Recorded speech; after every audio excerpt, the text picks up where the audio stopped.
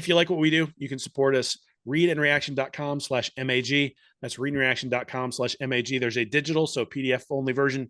You go over there right now. You'll have it 5 seconds from now. And then there's a hard copy version through Amazon. It takes about 2 days for them to print it out and ship it your way. So still plenty of time to get that before the season starts. But obviously, it's 70 pages of Gators only content. And so if you want to get through those 70 pages, you're going to have to get it sometime in the next week or so. So you have time to read it heading into the season. And hey, it's August, man. It is time for football to start. This is when it's fun to dive in, really understand what's going on with your team. And we think the magazine can help you do that with Florida. I'm Nick Knudsen, joined by Will Miles and Brandon Olsen from Locked On Gators tonight on a special edition of Stand Up and Holler. Obviously, we usually do this thing, just me and Will. Brandon, happy to have you, man. Do a little season preview tonight. We'll go through a few positions, talk about some of the latest news, and walk through this roster a little bit, get people ready for kickoff here. We're only a couple of weeks away, guys. How you doing tonight, Brandon? Thanks for joining us. Yeah, thanks. I'm excited as hell to be here. Just gotta say, I'm excited. I'm ready for it, and I'm ready for the season. Now, you usually go off in the mornings, right, with your show. So we're doing post 9 p.m. kickoff. How's your body adjusting to the time difference? I'm good. A little bit of travel. We adjusted throughout the week, and we were just getting prepared, getting ourselves ready, staying up a little bit later, a little caffeine a little bit later. We were getting ready. All right, man. We're just getting the coach speak. We're just getting the coach speak, Will. Yeah, we brought him in for the hot takes. I heard this guy shredding Kentucky the other day. He's like shredding if we lose to Kentucky. So like we're getting the coach speak early on there, right? We're gonna have to pull it out of him, Will. Hey, no Vanderbilt this year, so at least that's not a risk. Is that won't be coming up on the schedule? So we're good to go. But glad to have you, Brandon. Appreciate you. I'm glad to be here. I'm excited. So Brandon, I would say this, tell you this a little bit before the episode here too, but we wanted to talk a little bit about your background because I'm interested. We got all these great podcasts within the Gator sphere, and so many great personalities behind the scenes. I've had a few shows with you in the past, like where we've interacted, like had a great time with you, and I think you do a great job. But a little bit about yourself. You're in New York. You live in New York. I think you said you live in Queens, right? I've heard that a few times, right? You're a Mets guy. Yep, I am. Unfortunately, I just like pain. That's it. So So you're Mets guy living in Queens. You're a Gator fan. You went to Toledo, and you also cover the Giants. So you got that going for you. How did all these things come together? Help me out. Where are you from? Are you an Ohio guy that lives in New York, or are you a New York guy that went to school in Ohio? No, I'm born and raised in Queens, New York. Went to college at Toledo for a bit there. Honestly, the way that I went to Toledo was, one, they played Florida the year before I went to college, and so that's how I knew Toledo existed. But also, collegeboard.org has you could set a checklist, and they match you a school. And I saw Toledo on there, so it was between Toledo and UTEP, and Toledo won for me. So I went to Toledo, came back home. I've been a Gator fan my entire life. We used to spend the whole summer down in Central Florida. I had some family down there. And so I've been a Gator fan my whole life. Started working in football media 2017, 2018, covering the NFL draft. Then Locked On got purchased by a nice big company called Tegna. They wanted a podcast in every market. And originally, I was supposed to do Locked On Toledo. And then Zach Goodall and Demetrius Harvey left Locked On Gators, and Locked On was like, hey, we want you there. You're a Gator fan. Let's get you the bigger market. And been here for 3.5 years and loving it. So you kicked off originally the Locked On Toledo for the Rockets? I was supposed to. But before that ever hit the ground, they were like, hey, let's get you on Gators instead. It's a bigger market. You're a fan, and we want you on the bigger market there. And for those of you that don't follow MAC football, Toledo's got a great program up there in Northern Ohio. I believe Jason Candle's been mentioned for a lot of jobs. He's still stuck around up in Toledo. So great MAC football. So there's plenty to follow up there. And he turned down Mario Cristobal when Mario Cristobal offered him the OC job at Miami. That's right. He did. Probably not a terrible move based on what we've seen so far. Most Gator fans interested when Toledo plays Central Michigan at this point. That's sort of the touch point for the Gator fans. Like, I'm going to be a Toledo fan today because I want to see McElwain go down. Yeah, and a non-beloved Florida Gator, but former Florida Gator, now plays for Toledo with Jadarius Perkins, who left after week 1 last year. He transferred in there. That's right. So is he a senior now? Yeah. Got one more year? Got one more year? Super, All right. I think. I think super. He's like the Man, Stetson Bennett of Toledo. Yeah, he's Cam McCormick now. That's what he's doing. He's just gonna be here for 9 years, see if he can get a little more from it. man, that's incredible. Yeah, there's gonna be some fun careers to look back on in about a decade. The bouncing around that we've seen going on the last few years, I'm sure we're gonna see it going forward. But all right, guys. Well, that's a little bit on Brandon's background. Let's dive in here. Big news this weekend out of camp. Lyons goes down. Key piece. He's a sophomore interior defensive lineman. He suffered a lower body injury. Was expected to be that really first line of depth behind Cam Jackson and Joey Slackman. So, Brandon, how do you see this injury impacting the depth along the defensive line? I think that you've either got to look at it and say Desmond Watson needs to step up if you trust him. DeAndre Robinson is a true freshman, also not an ideal spot to be in, and neither is having Big Des there. No disrespect, but there's a reason that he got passed up on the depth chart by Lyons there. I think your best bet is whoever doesn't start at that big end spot now becomes your nose tackle too. Or even if the guy that does start there rotates in, and then like if Caleb Banks starts at the big end, make him your nose tackle too, bring Joey Slackman in, and then give Caleb Banks a rest when Cam Jackson comes back in. You could just move, I guess, Caleb Banks to nose. He would be better equipped, in my opinion, there, as compared to Joey Slackman, and then have Kelby Collins, Brand Taylor Jr. become the main backups at the big end spot. I know that there's a lot of people kind of looking back at last year and going, oh, great, more guys out of position.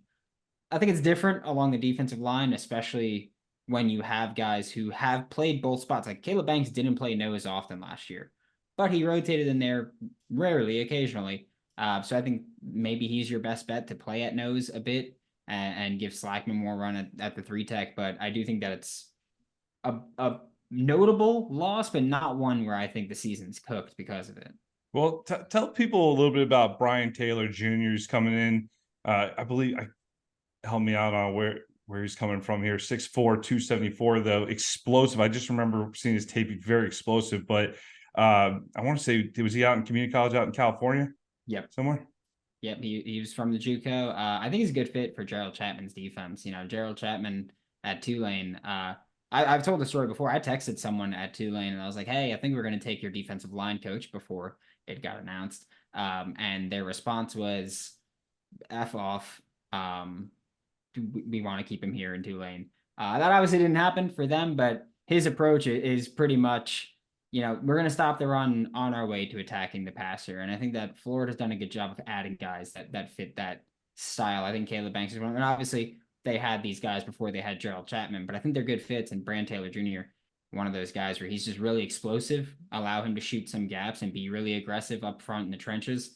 And I think that, he can be a rotational piece. I'm not too certain what that transition is going to be like for him from JUCO to the SEC. I feel like we see some guys come in and it's like, hey, I was always an SEC player. I was just overlooked. I was ineligible, whatever it may be.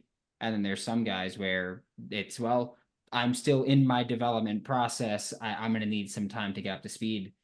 It's going to be interesting to see what happens with Brian Taylor Jr., but I do think that he's going to get at least a little bit of run as maybe your third or fourth 3-tech. Now, Will, we've seen a lot of Desmond Watson. We know Desmond Watson at this point. Obviously, I mean, the borderline stiff arm against South Carolina a couple of years ago, that's an all-time photo in Gators football history, I think. But we also know what his strengths are and we know what his weaknesses are. I don't think he becomes something he hasn't been in that sense. But where do you see him fitting in does this change his role much? This injury, does this change his role much? Is he really capable of stepping in and taking on a little more, or is he still going to kind of have that limited role that he's had in the past? I mean, I think some of that comes down to Tyler Miles, what he's been able to build in the strength and conditioning program. I mean, obviously Watson's weight has been the thing that's been the point of discussion for most Gator fans. And when they have to move him in and off or on and off the field, and you get to the fourth quarter, do you have the stamina? I think that's one of the places where losing Lyons really probably has an impact, right? Is it's not necessarily can a guy hold up as the backup at that interior position. It's do you have enough guys across the line to hold up for a full 4 quarters, especially when you get on the road and it's been a tough game. Or let's say you end up on the field more than you expected, one of those games where you've got 70-75 plays on your side where the offense has a couple of turnovers. Those are the times where it's really going to start to wear on those guys if they're not necessarily in the best physical condition. And look, I don't think most people doubt Watson's ability on a play-to-play basis. The question is, does he have the ability to be consistent over 35, 40 plays in a game? And that's really what the impact of an injury like this has, is instead of saying, hey, we're going to bring this guy in goal line situations, we're going to give him 15 or 20 plays so that he can give max effort on those 15 or 20 plays and then get him off when he starts to get tired and needs a blow. Well, now you got to keep him out there for 30 or 40. We saw that a couple of years ago, Jervon Dexter, who was really, really good in the first halves there. I think it was 2021. And then in the second half of the games, he was a below average defensive tackle because they had to play him like 90% of the plays there. And by the time he got to the fourth quarter, he was just completely gassed. So that'll be the question. And, you can move around the chairs all you want, but at the end of the day, you need bodies. And you need SEC bodies, right? Because that's the other aspect, is if you try to get a guy a blow and you're putting a guy in there who's not good enough to hold up, well, now all of a sudden you get some of those big plays like we saw against Kentucky last year, against Utah last year as well, the big one to open up the game like that. And that's not necessarily the defensive line, but that's what you start to see, is those big plays. And Florida has been extraordinarily susceptible to big plays over the last 3 or 4 years. And that's the question, is can you keep people fresh enough to participate or to compete in the SEC? And that's always a key question with depth. I think that's a good look at the depth behind the top of the line there, where you have Cam Jackson and Joey Slackman. Brandon, you mentioned with Brian Taylor jumping up to the SEC, how he's going to handle the change. Slackman obviously comes over as a transfer from Penn, big time upgrade from the Ivy League. But if Slackman or Jackson go to the NFL draft last year, are both of those guys getting drafted in the 24 draft?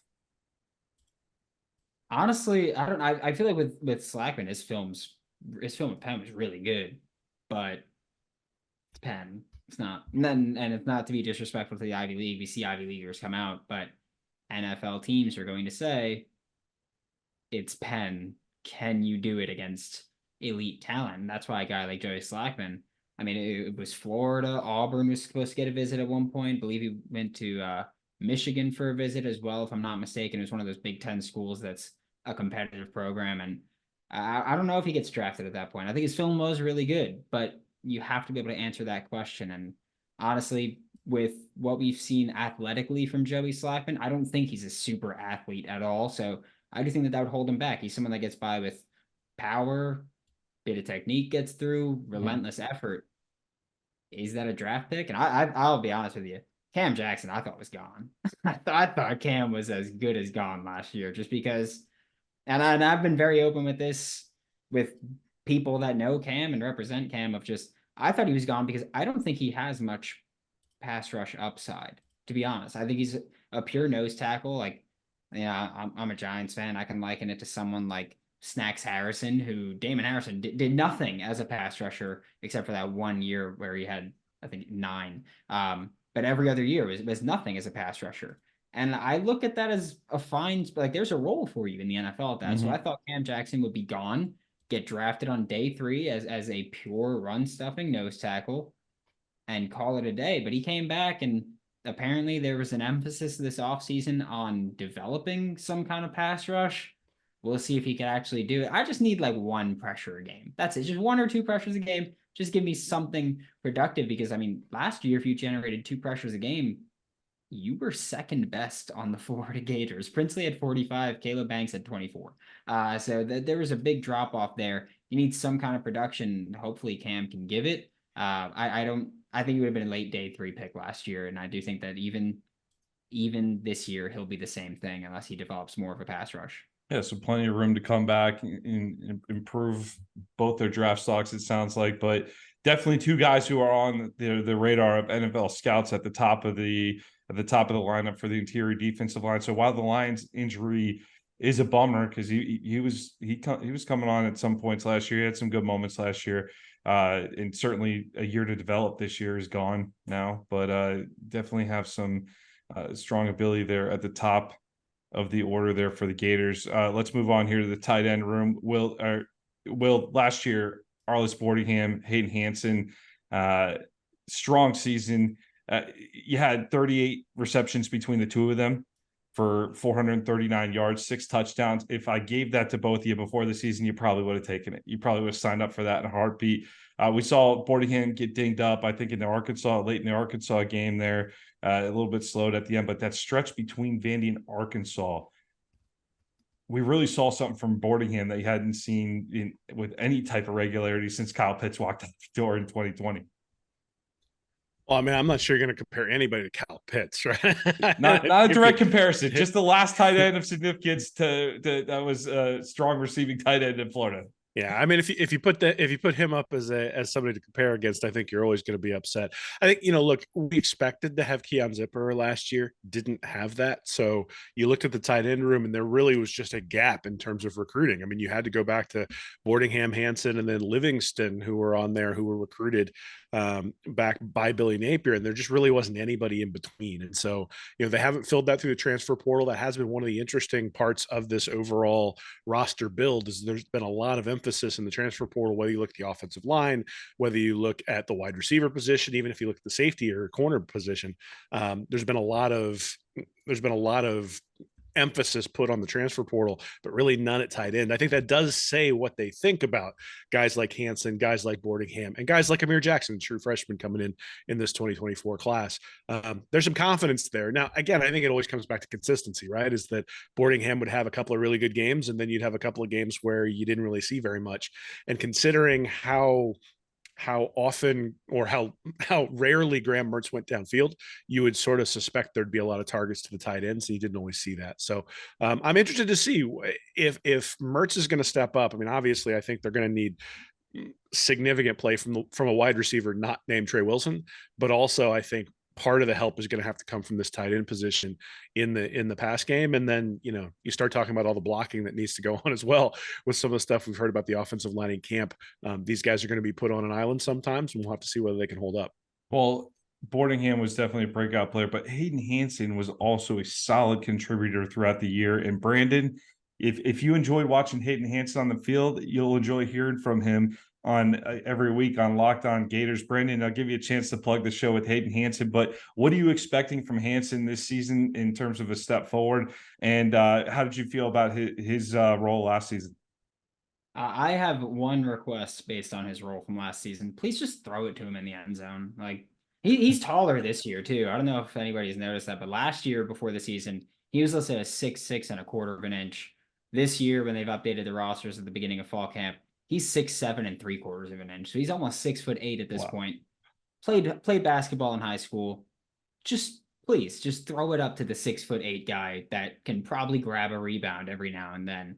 That's all I want to see there. I know the blocking, he's going to have an impact there. I think he's a very good blocker, especially for a tight end. Last year, redshirt freshman, halftime of the Utah game, week 1, he replaces Dante Zanders and never gave up the spot after that. I think as a pass catcher, he's got his limitations. Look, I love Hayden, but I'll say he's as rigid as you get. I think as a route runner, not a lot of wiggle there, but you got 6'7" 3/4, 265-ish pounds, can hit 21 miles per hour on the GPS.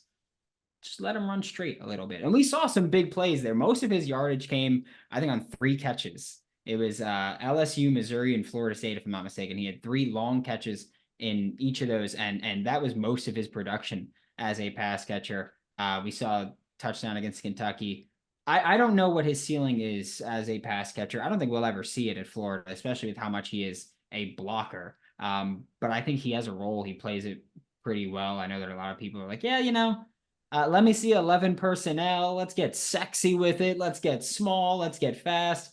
I think that especially when we hear things that might not be great about the offensive line, you go, yeah, the guy who spent 70% of his snaps last year blocking and spent 33% of his passing down snaps last year blocking, you're probably going to see a lot of him blocking again this year as well. I just need you to get the ball in the red zone, let him run up the seam a little bit, and like Will was talking about, where when you have so many essential checkdowns, so many short passes, you expect the tight ends to be more involved there.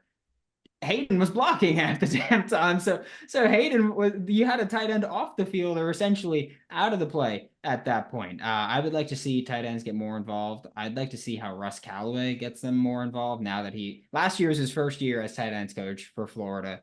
And Hayden was talking about the development aspect. And he's like, he's getting us really mentally ready for this.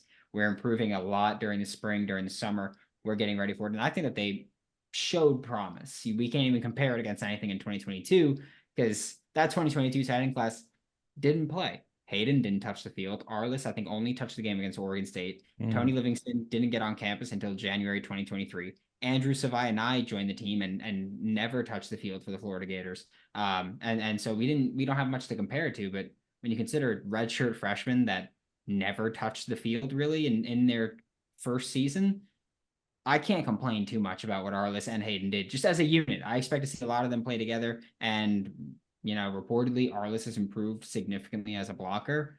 If we see that, who knows what those two can do together. I do think that chemistry matters a lot when you're talking about 12 personnel, which probably just made a bunch of Florida Gators fans kind of shiver because I feel like they hate it. But that 12 personnel is a beautiful thing for the Florida Gators. Hayden and Arliss, underrated duo. I'm not going to say that they're top 5, top 10 in the country or anything like that, but I do think they're both plenty good enough to get the job done. Definitely complementary skill sets too. And to your point, if Hanson's in on the running plays, you'd like to maybe see him pop out in the flats and play action, just something quick. You get it to him quickly. And we saw a couple of times he could make a move and get a few extra yards too with that huge frame. So be great to see him in there. I would feel decent about the tight ends going into, which is these two, but you're talking about, compare it to where we were at the beginning of 2022, Will, where we're having to rely on the defensive lineman switching over to play a key role at tight end to now where Keon Zipper is returning from injury to perhaps be your third tight end or maybe second option in the passing game behind Arliss at the tight end spot. But that's a pretty good 1, 2, 3 out the gate with tight end before we even talk about Amir Jackson or any of the other young guys at tight end that could possibly emerge this season. I mean, come on, Nick.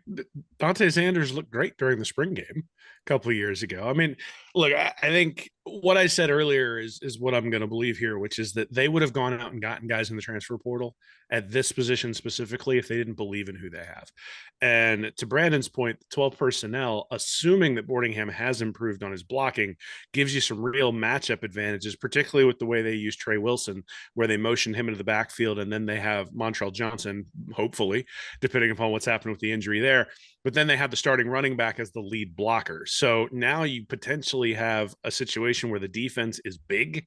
Like they brought in extra linebackers to deal with the fact that you've got that 12 personnel and you've got Trey Wilson isolated on a linebacker because you were able to force them to go big. So it's not just about what Hanson and Boardingham do. It's about what they allow you to do by dictating to the defense who they have to bring in.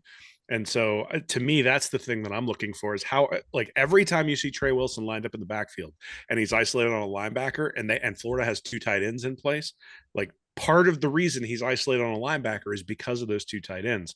And I think that's going to come back to how well is Florida able to run the ball, which comes back to the offensive line and come back to the blocking abilities of those tight ends, being able to dictate to the defense who they have to bring in. And then that opens up everything else. And really that's the concept of the 12 personnel, right? Is that you're not necessarily targeting those tight ends. You're trying to, make sure that the defense has to be honest and doesn't put 5 or 6 DBs out there every single time.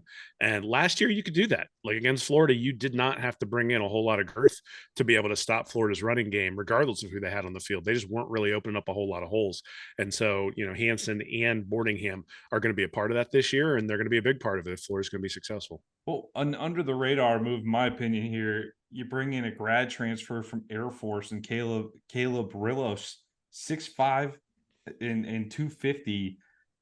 He's not going to be a big impact in the passing game, I don't think, Brandon, but one thing they know how to do at Air Force is run the football. What do you see his impact being on this roster in general, but do you see him being a significant contributor, at least in short yardage situations?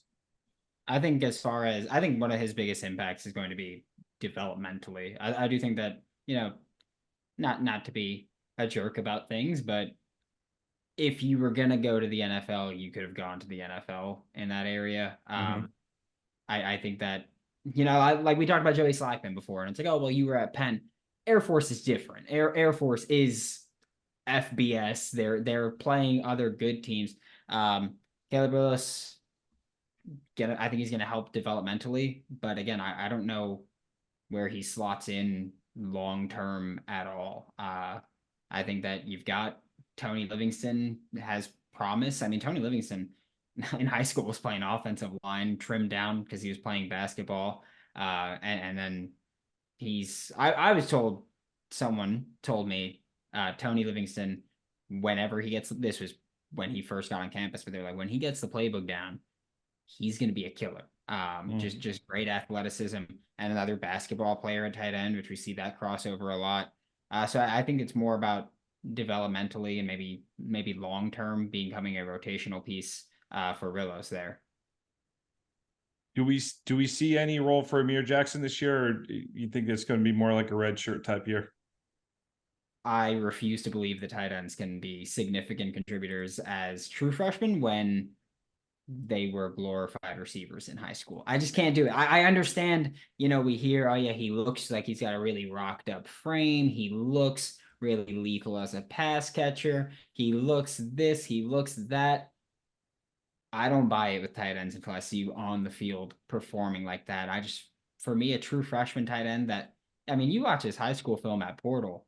He's running end arounds. He's catching screens on the perimeter. He's not playing tight end. And, we've talked about 12 personnel a bit here. You have to be able to block. Whether or not you want to criticize Arliss at all last year, the effort was there. There was some promise. He had those flashes in his second year, and he's another one that played receiver in high school. Like when he was in California, he was playing receiver. Amir Jackson's just one of those players that I love what he can become. I'm not saying he's going to be a Kyle Pitts, but stylistically he can be that in terms of, I've always likened Arliss, where everybody wants to say the Kyle Pitts thing, his pass catching tight end. Stylistically, he's more of the Travis Kelce power slot kind of guy than anything else.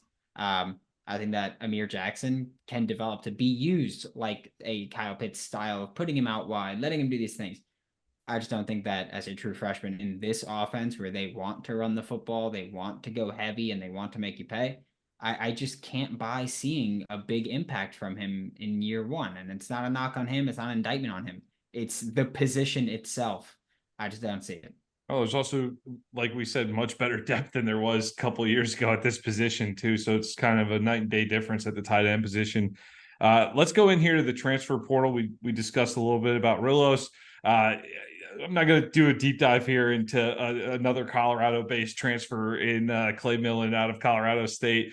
Hopefully we're not seeing him too much this year. No offense, Clay. Nothing against you, man. We just we want to see Mertz and Lagway play pretty well this year. But let's start at the wide receiver position. We'll stick in the receiving game here. Badger comes over from Arizona State. Big pickup late. DK, solid receiver at Wisconsin at times kind of non-existent too, a little back and forth, but on tape, he's quick.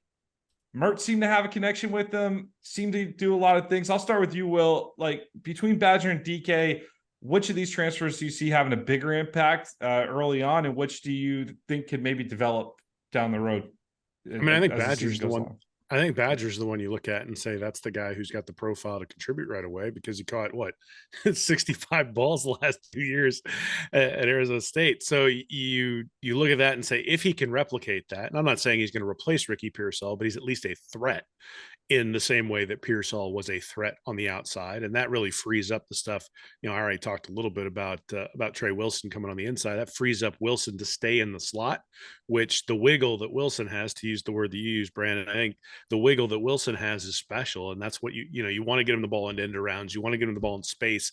If you're sending Wilson down deep a lot, and that doesn't mean they won't do it every once in a while, but if you're sending him deep a lot, you're kind of wasting the fact that he can get separation against a linebacker or even against like a safety there in the flat, or turn somebody around on a slant or something like that, or it's an easy throw for Mertz and then you let him go and run with it. So to me, Badger's the guy I look at and say, hey, out of those two, that's the guy I look at and say, I would expect to see the most out of him, at least early on. And that's why they went out and got him, right? I mean, they already had DK in the fold, and they go out and get Badger specifically, I think, because they knew they had to get better at that position. Yeah, Brandon, I also think Badger brings a different level of physicality to this receiver room that we haven't seen in a little bit here. I saw some stat on Sports Info Solutions, SIS. We get some stats from their database from time to time here. He had the most broken tackles for a wide receiver in the country. That's not normally a stat you associate too highly with wide receivers, but Luther Burden was right behind him with 17 and Badger had 18. So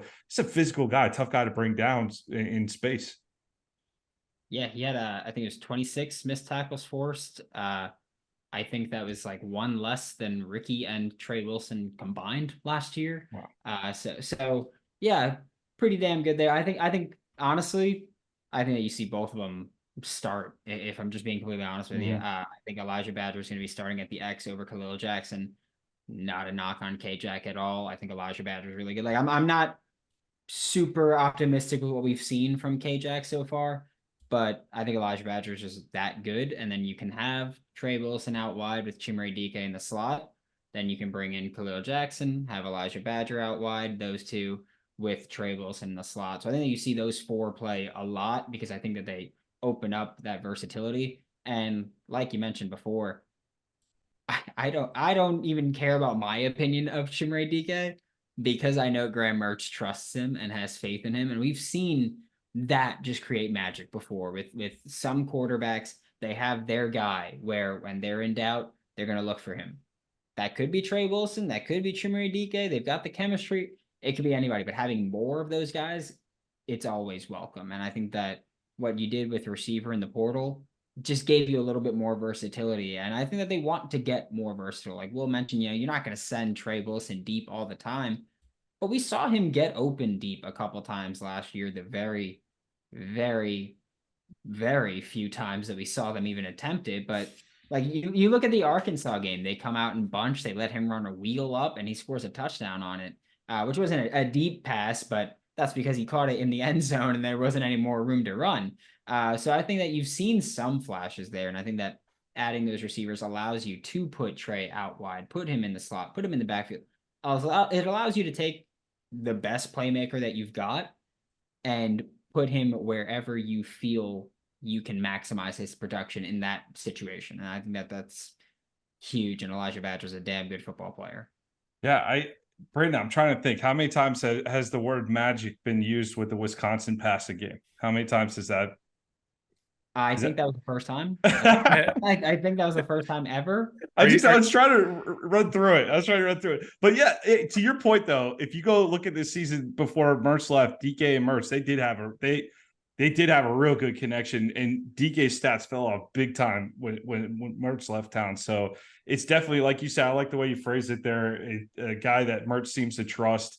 But Mertz, DK, and Badger, a lot of Wisconsin and Badgers in that talk there. But what's the impact? Not just I know we talk a lot about Wilson. Wilson gets a lot of the shine in this receiver room, but man, I was very excited about Aiden Mizell and Andy Jean coming into last season too. Their potential. I know Jean had a little bit of health stuff last season, but Mizell is just explosive. You got to feel like there's some kind of one of those guys has to benefit with the addition of Badger and DK, right, Will? You would hope. I mean, I think the stuff you've sort of heard over the last few days coming out of camp is guys like Hawkins and Abrams are the guys who are sort of stepping up and getting an opportunity. But I think that sort of goes to the whole concept when we talk about recruiting in general, right? Is that you find guys with discernible skills, highly rated recruits, you bring them in and you stack them one after the other. And then when a guy doesn't work out, that's okay. He can go transfer someplace else, and the guy you stack behind him is ready to step in. So, look, Gene and Mizell are going to have to win their spot, just like Hawkins and Abrams are going to have to. And the way college football works now is you might have a guy like DK or Badger coming in on the back end to sort of to make sure that you're winning those spots. And I think those guys saw playing time that might not be there anymore now that you've got those two guys in the fold. But as we talked about earlier with Lyons, and as we've seen with Montrell Johnson, important guys get injured throughout the course of the year. And so there's going to be a time where these guys have to step in. Right? I mean, we saw that last year with Caleb Douglas, who goes down in the Kentucky game on a really nice throw in a game that didn't, at a point where the game really didn't mean very much, but goes down, isn't there for the rest of the year, transfers out.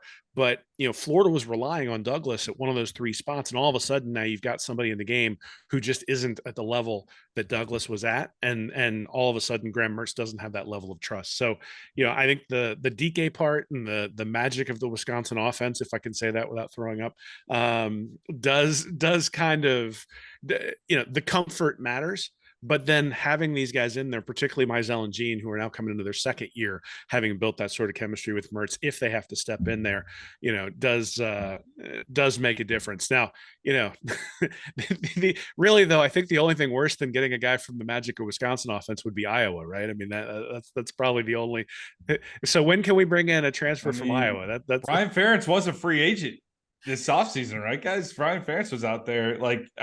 Hey, Brandon, Will mentioned them. That's a pretty thorough answer on Mizell and Gene, but he did throw out those names with Abrams and Tank Hawkins. What type of role do you see for those young receivers? I was going to keep this with the transfers, but I'm so fascinated by this receiver room. I think there's room for one of these young guys, like Wilson broke onto the scene last year, one of these young guys to break out this year. Yeah, I think that you look at either Tank or TJ Abrams as, what we did with Trey Wilson last year when it was all the motion stuff and we had Ricky running routes. I think that you can have Badger do Badger. You can have Trey kind of run that deep crosser that they ran with Ricky so much, and he's gone obviously now. First round pick, by the way. Miami can't say that. But you have the guy that can get it open, and then you can use someone like Tank underneath where it's like, hey, we'll hit the pop pass and just let you run. TJ Abrams, same thing. I think TJ Abrams is shiftier than he is fast, and I think Tank's faster than he is shifty, but whichever one you think can maximize those plays, you can allow to use in that way and use Trey Wilson more versatile. And it doesn't mean that you can't use Trey on those sweeps anymore. It just means that you can use him in a more open way instead of just, hey, every time you touch the ball behind the line of scrimmage. So you can kind of open things up there. Aiden Mizell, someone that I would really like to see step up. I'm not too certain what his ceiling is. He's another like Hayden. Like I love Hayden Mizell. But a little rigid in the hips at times. And so I'm not too sure how you're going to be as a separator at receiver. I know a lot of people also, when they talk about the weight of Aiden Mizell, they like to go, well, Devontae Smith this. I don't care what Devonta Smith did. Devonta Smith was an outlier, and I'm not going to bank on someone becoming an outlier. I do think that Aiden Mizell has a role, especially if pass protection holds up. Just say, hey, man, just run straight. We're just going to throw that thing down for you. Yeah. And we saw him try it against Kentucky, but was a contested opportunity, if I'm not mistaken, or just straight up overthrown. We saw him try it. Aiden Mizell would be someone that I'd like to see step up. Andy Jean, I mean, the best ability is availability. And to my knowledge, he's in a non-contact jersey right now. So if you're not there to practice, you're not going to be there to play. This isn't the NFL where you get to be a 33-year-old and it's like, oh, well, he's a veteran. Let him rest and he'll just play the game. You got to practice. You got to earn your time. Best ability is availability. And if you're not available, you're not going to be on the field. Good points. Good points. I was going to run through a whole list of transfer here, guys, but for the sake of time here, let's jump to the secondary. Some key transfers here in the secondary. This was an area of major focus in the portal. Obviously, we have Cormani, which, Brandon, real quick, that Colorado story with Cormani, you want to share that with people who aren't familiar with it? Just the Shiloh Sanders. Yeah. Apparently Shiloh Sanders was like kicking the crap out of Cormani, and it's just the most absurd thing. I still don't know if I believe it, honestly. It just seems so insane that it's a report.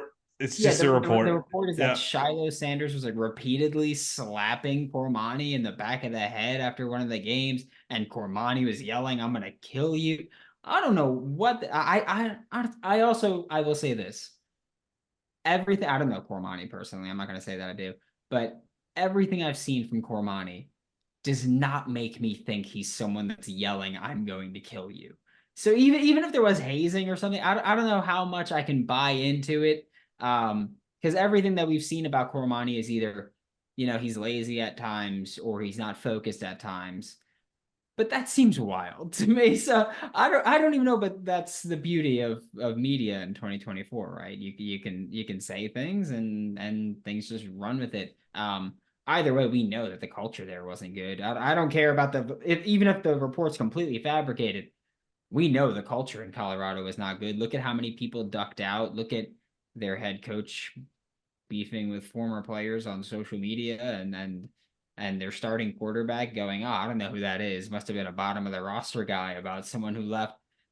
It's just the most outrageous story. Cormani's recruitment is like nothing I've ever seen before. It's just wild how ever since he's burst onto the scene, it seems like there was silence during his recruiting, committed to Miami, and then it just went haywire from that point on. It's the most insane story, and 10 years there's going to be a documentary about when NIL hit and what it did to recruiting, and Cormani's going to be a part of it. I still have a hard time believing he's a Gator on this roster. I have to remind myself of that every time I see him. But Will, we've talked about Bridges, the transfer from Oregon, throughout the offseason. I think one guy that could be a real solid addition was Alabama transfer Jameer Grimsley, coming over after Saban retired in the transfer portal. I thought that was a really solid pickup. Can we expect to see much from him this season, or do you see that more as a developmental pick? No, I think it's developmental. I think if you're relying on guys like Cormani McClain and Jameer Grimsley, you've got some problems, because especially at the safety position, at least Bridges, Douglas, and Turner, along with Jordan Castell, you got 4 for 2 positions, or really maybe 2.5 or 3 positions. And I expect to see those guys out there pretty much continuously. You start looking at the corner position, and Devin Moore and Jason Marshall are the guys who are going to be out there. So tell me, where are those guys going to play? And the only time you're going to see him is if you have injuries. And if you got injuries, well, you got bigger problems back there than probably who's filling in. I mean, I think from a long-term perspective, it's awesome to have Grimsley, but I mean, he's only classified as a transfer because of the Saban departure. He's a true freshman. He's a guy who was part of the 2024 class. So that's what you should expect to see out of a guy like that right now. The one place where you might say, okay, well, McClain has a year in a system. He was a former five-star recruit. So maybe you would expect him to take some big leap or show something specifically. I mean, the place I would expect to maybe see some benefit from those guys is kick returns and punt returns, right? The guys who have real elite speed, that's where you get those guys. So guys like Devin Hester at Miami, like they got opportunities to play even when they weren't necessarily out on the field on the defense. Maybe that's where you see the contribution. See a guy screaming around the edge to block a punt or a field goal, something like that. I'm not saying they won't put their stamp on the season at some point by making a play, but I think if either of those guys is out there in the secondary for real significant snaps, then something's gone wrong with the guys that Florida has on the depth chart to start with, and we aren't going to be too happy with where things sit. We're just going to change that to Brandon James from Devin Hester, because we're not doing pro Miami propaganda 2 weeks before game time here. Well, we're just not doing it. Can Brandon, I AI that in there? Asa Turner coming over from Washington, had some injuries, dealt with some, like Will talked about. There might be some of these young guys that might see playing time with injuries. Well, Asa Turner is one of those guys. He was a key part throughout his career with Washington. He's been banged up at times though too. So seems like a guy that's at least providing solid leadership there coming in. DJ Douglas, another guy coming in from Tulane here. How do you feel about the addition of Turner and Douglas, and what do you see their roles being in the secondary this season? I like seeing Asa Turner as starting opposite Jordan Castell. I think that Asa Turner and Jordan Castell are 2 safeties that complement each other really well. I think that they could both come down into the box. I think they could both play that deep safety spot. I know that we could talk about field, boundary, deep, free. I don't care. Just put good players on the field. Put them in the secondary. I know that we've talked about, or Ron Roberts said, we've tried Asa at star a little bit too. We're trying to get him on the field. You added a lot of quality players at safety. DJ Douglas is one that I am openly more skeptical of. He had some serious tackling issues at Tulane. That was at Tulane. You're about to play a lot bigger, a lot better players. So I do have some concerns about that. But as far as coverage, I know he could do his job. As far as IQ, I know he could do his job. tackling is a concern for me, but Ace is the guy that I look at and I say, okay, now you just made your safety room a hell of a lot better, and it improves your corners too, because you're going to play a lot of quarters coverage. I think they're going to be out there helping those corners, and you're going to see less of them being sat on an island and struggling with whatever they may be struggling with. So I think Ace is the guy. I think, you know, he's a player that you put on the field, and he's not just playing his part, he's elevating the talent around him. I think that when you watch the spring game, you could see Asa out there communicating and telling people, oh, hey, like shift over there, shift over here, do whatever.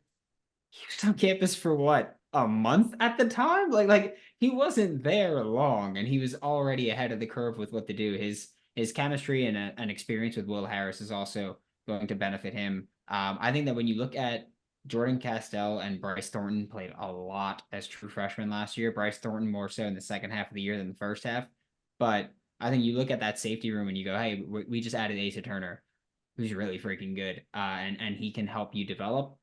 And just again, stylistically, I think Asa and Jordan Castell complement each other really well. I mean, Jordan Castell is someone that at high school and at West Orange in high school, he was playing corner in this defense. Then Nick Saban was recruiting him to play linebacker. He started as a true freshman safety in the SEC and was a freshman All-American, played more snaps than anybody on the entire defense. His skill set is nuts. He's got size to come down into the box. He's got range. He's got everything. It's just a matter of actually getting him that experience and getting him up to speed. He kind of hit a freshman wall last year, but I don't think that's unexpected. I don't fault you for that.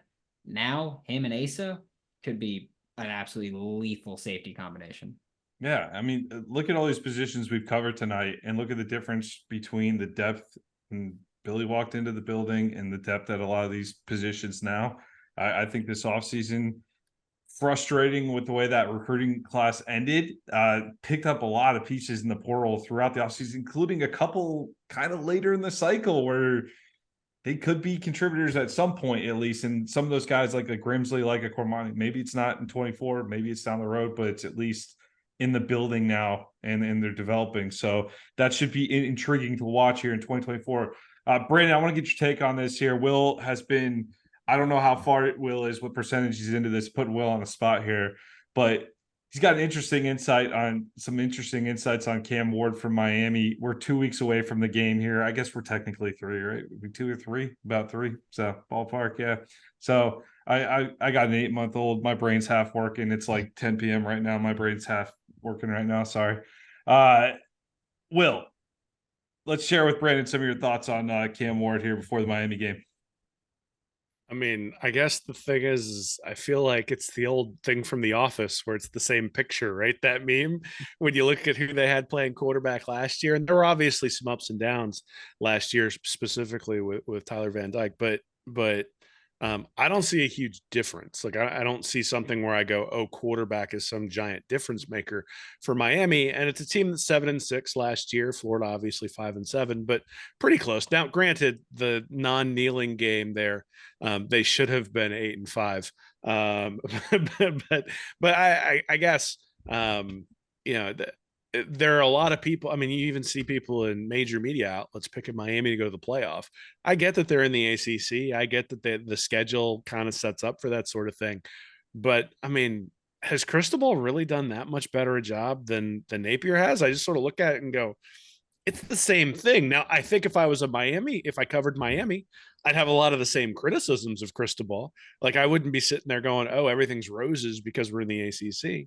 Now, the SEC is maybe a little bit different animal in terms of where you are from recruiting and that sort of stuff, but it's the first game of the year. And so, you know, you haven't gone through that gauntlet that the SEC is and what really wears you down anyway. So I just sort of look at it and say, is Cam Ward really that much better than who they've had previously? And when you factor in sort of what's happened to the quarterbacks over the last couple of years, you saw regression last year at the quarterback position for Miami. So, you know, what are we really getting? And, you know, I'm not entirely sure. And like you said, Nick, I haven't completely fleshed that out yet, but that's certainly coming up on the website the next couple of weeks. Brandon, what are your thoughts on Cam Ward? I have to be honest with you here. I'm not entirely unbiased about Cam. I've known Cam a while, so I can't be unbiased about Cam. I think that he is a better prospect than actual quarterback right now. I think an NFL team is going to look at him and say, "Hey, big arm, can move. We can fix the other things," because that's what the NFL does. I mean, that's what they do every single year. They look at these big. Joe Milton is in the NFL, and we saw him. So I think that the NFL. I think he's a better prospect than quarterback right now. I think Cam is better than Tyler Van Dyke, but that's mostly an indictment of Tyler Van Dyke. I was hoping he'd be back because my lord, is he a stinker? He's gonna go make some magic up at Wisconsin. I was gonna say more Wisconsin talk, I guess. But that's sort of my point is both of their QB ratings were 145. And then you go look at Cam Ward, he had 144 rushing yards and 120 attempts. And you look at him run around and make some of these throws on the tape when you look at his highlight reel and you go, oh, that guy must average 4 or 5 yards an attempt when he runs. And he doesn't, which means he's taken a bunch of sacks. And so I suspect that sort of the roller coaster that Miami was on last year with Tyler Van Dyke, it's just going to be a different kind of roller coaster with Cam Ward. And it's entirely possible he comes out and throws for 400 yards in game one and then throws for $150 in game two. You're sitting there going, oh my God, what happened to the defense? Or vice versa. So I don't know. Yeah, I mean, he's a guy. He's a guy that threw the ball a ton at Washington State. You have to expect the number of attempts to come down in a game, right, Brandon? Like, I mean, even still, he did an okay job taking care of the ball last season for as much as he threw it. I think the caliber of defenses are going to be a little bit different that he's going to see this year. I think one interesting nugget going in this Miami game that I keep trying to wrap my head around here. Everyone's making this out to be the do or die game between Napier and Cristobal. And certainly from a fan perspective, that'd be a horrible way to start the season on either side of the fan, whether you're a Miami fan or a Florida fan, certainly a horrible way to start the season if you lose that game, and especially with the rivalry game and everything else. Both of these programs need some positivity, but Florida can turn around real quick, win a few games, and all of a sudden that Miami game's in the rear view. Miami, who are they playing after Florida that's going to be the make or break game for their season as well? So it's a little bit of extra hype going into week one, Brandon, but I'm not sure it's quite the do or die game that people are making it out to be. Yeah, I think the big thing there is that, and this is also my favorite part about this game, which maybe says a lot about me as a person. One entire fan base is going to have their just hopes and dreams crushed in week one. Like there's nothing else, because even if Florida does rebound, the fans are still going to go, you lost to Miami. I spend time in Twitter spaces almost every day. I hear Miami fans. I don't want to deal with them if they beat Florida. Like you mentioned with Miami, if Miami loses to Florida, I spoke about this last week. I think their next good game is October 16th against I think it's Louisville, which even then they might not be that good, and like we just don't know what they're going to be. Anybody could be up in the air. I do think that while national media and a lot of Florida Gators fans are going to be really, really pissed if you lose, you have that chance to correct it. Like you have opportunities to correct it as soon as 2 weeks later. You play Texas A&M. Yeah. You beat Texas A&M. And I think that a lot of people will go, all right, well, it sucked to lose against Miami, but you beat A&M. But I don't know. I think that it's overplayed with how much of an actual impact it'll have. But I think that the immediate instant reaction from either fan base is going to be absolutely nuts. And yeah, like I said, like my favorite part about this game is that, I started going in Twitter spaces about 8 months ago. And we've talked a lot about Miami and two Miami fans. And I know that both fan bases are really excited for the season. And one of them is going to be completely heartbroken in week one. And even if you do win and beat Texas A&M, it's still going to be you lost Miami. And that's just going to be exciting to see. Opening with Miami, Florida State to end the regular season with UCF in the middle. Will is UCF? How big is that game for Florida to take care of? Because you want to talk about being upset about losing the Miami game. If you lose that UCF game in the swamp, that's a tough one. That's a real tough. That's a tough look in the swamp. So UCF, you got to take care of Central Florida there at To home. KJ Jefferson again. KJ Jefferson, you got to take care of that one. So that's what I'm saying. I think of the three, Miami, UCF, which one would you want to lose the least between FSU, Miami, and UCF, man?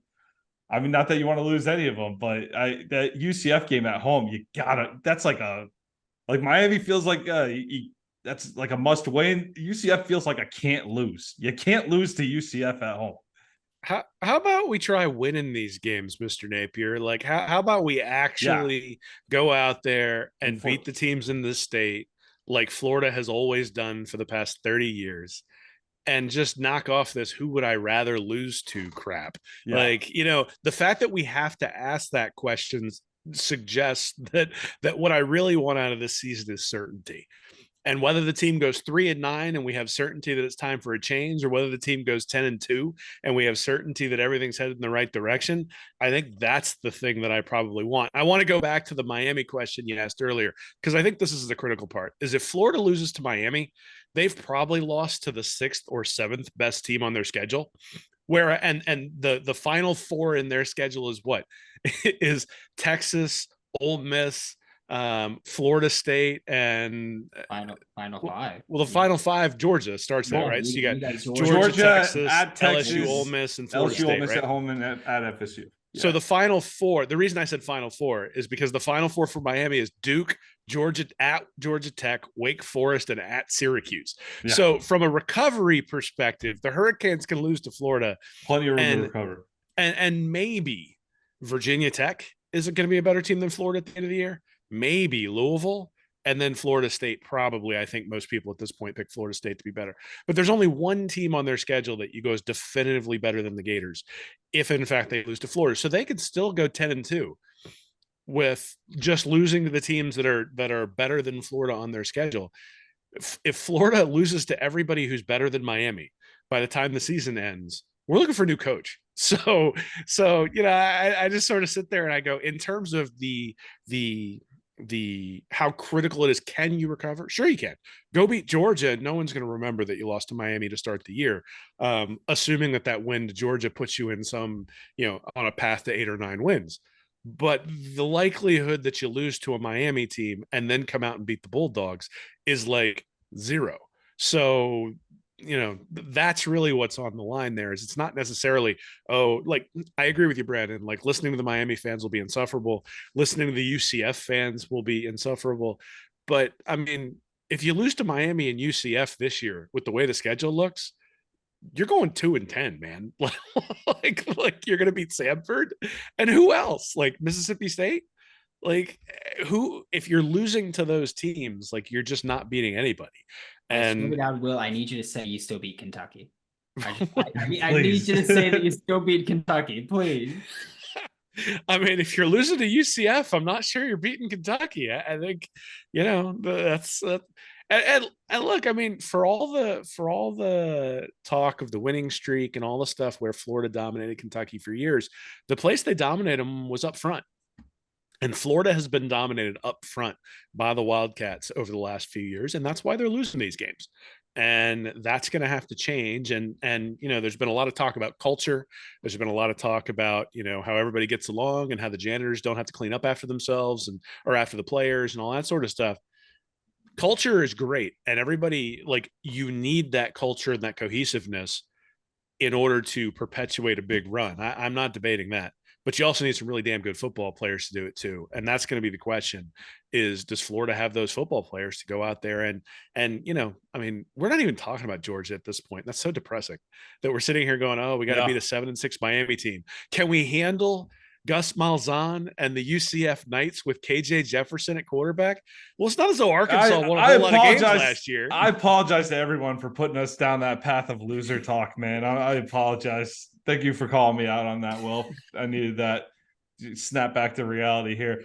I was trying to illustrate that the Miami game might not be everything that it's being made out to be by the national media, and they will do that to continue to drive the storyline. But yeah, I mean, even if you beat Miami and Texas A&M comes in 2 weeks later with a first-year coach and gets it done, that's pretty depressing too. But we don't have to go. We don't have to go into all the depressing angles. Let's just keep winning. Let's win a little bit, huh? Let's do that. Put it this way, man. We knew everything we needed to know about that Florida team last year after the opener against Utah.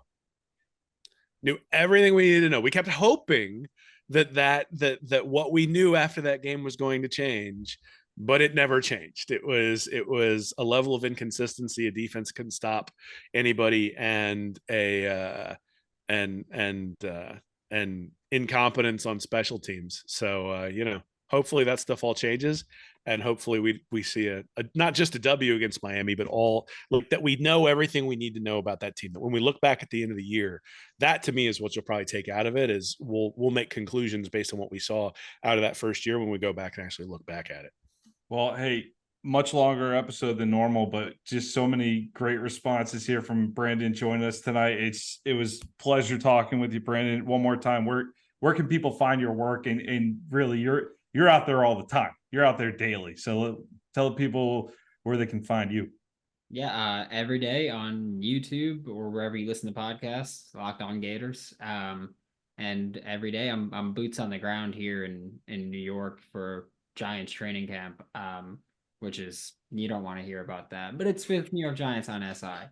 But you don't want to hear about that. Trust me. Just stick with Locked On Gators and we're good. How do you? How's Malik Neighbors for 4th round in fantasy sound? A little aggressive. A little aggressive only because he did get hurt today. Yeah, I saw he tweet something. Well, and Daniel Jones is his quarterback, right? I mean, hey, someone's got to get the ball, right? Well, hey, someone you guys has to get the ball. Well, you stick around this long, you get a little fantasy football draft advice too. So that's good for everybody. So Brandon, thanks again so much for joining us tonight. We appreciate you. One more week closer to football season for Brandon Olsen, Will Miles. I'm Nick Knudsen. Have a great week, everybody, and go Gators. If you like what we do, you can support us. readandreaction.com/MAG. That's readandreaction.com/MAG. There's a digital, so PDF only version. You go over there right now. You'll have it 5 seconds from now. And then there's a hard copy version through Amazon. It takes about 2 days for them to print it out and ship it your way. So still plenty of time to get that before the season starts. But obviously, it's 70 pages of Gators only content. And so if you want to get through those 70 pages, you're going to have to get it sometime in the next week or so you have time to read it heading into the season. And hey, it's August, man. It is time for football to start. This is when it's fun to dive in, really understand what's going on with your team. And we think the magazine can help you do that with Florida. Hey, everybody. Thanks for listening to Stand Up and Holler. If you're interested in more information from me and Nick, you can go over to readandreaction.com. You can like and subscribe our YouTube channel here at Read and Reaction, or you can go to patreon.com/readandreaction to support us, get extra information, and we do Ask Anythings over there every once in a while as well. So check us out. Thanks for listening.